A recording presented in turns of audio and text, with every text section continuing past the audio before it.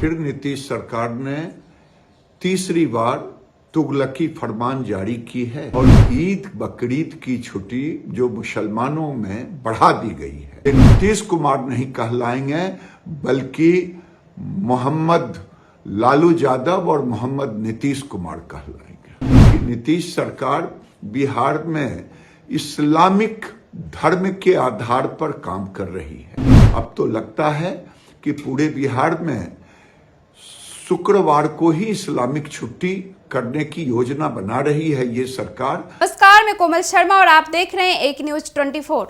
नीतीश सरकार ने तीसरी बार तुगलकी फरमान जारी किया है। जिस तरह से हिंदुओं की छुट्टियों को शिवरात्रि जैसे महापर्व, जन्माष्टमी जैसे महापर्व की छुट्टी को काट दिया गया है और ईद बकरीद की छुट्टी को मुसलमान को दी जाती है, उसकी संख्या बढ़ा दी गई है।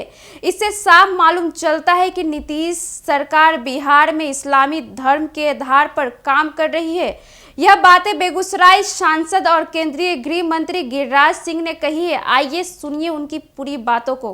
फिर नीतीश सरकार ने तीसरी बार तुगलकी फरमान जारी की है और मैं कहना चाहता हूं कि जिस तरह से हिंदुओं के छुट्टियों को शिवरात्रि जैसे महापर्व, जन्माष्टमी जैसा महापर्व, इन छुट्टियों को काट दिया गया है और ईद बकरीद की छुट्टी जो मुसलमानों में बढ़ा दी गई है। ये साफ जाहिर होता है कि नीतीश सरकार बिहार में इस्लामिक धर्म के आधार पर काम कर रही है और इसी कारण से अररिया, पूर्णिया, कटिहार, किशनगंज जैसे जगहों पर शुक्रवार को स्कूलों में छुट्टी हो रही है। अब तो लगता है कि पूरे बिहार में शुक्रवार को ही इस्लामिक छुट्टी करने की योजना बना रही है ये सरकार। अगर हमारे छुट्टियों को जिस ढंग से काटने का काम किया है, अगर नहीं इन छुट्टियों को फिर से बहाल किया तो इसका खामियाजा नीतीश कुमार को आने वाले चुनाव में भुगतना पड़ेगा। ये नीतीश कुमार नहीं कहलाएंगे बल्कि मोहम्मद लालू यादव और मोहम्मद नीतीश कुमार कहलाएंगे। केंद्रीय गृह मंत्री गिरिराज सिंह ने कहा है कि नीतीश सरकार बिहार को इस्लामी धर्म के आधार पर काम करने को मजबूर कर रहे हैं, जिसे सहज स्वीकार भी नहीं किया जा सकता। यह कहीं से भी उचित नहीं है। जिस तरह से हिंदुओं की छुट्टियों को शिवरात्रि जैसे महापर्व, जन्माष्टमी जैसा महापर्व की छुट्टियों को काट दिया गया है और ईद बकरीद की छुट्टी को मुसलमान को दी जाती, यह उचित नहीं है।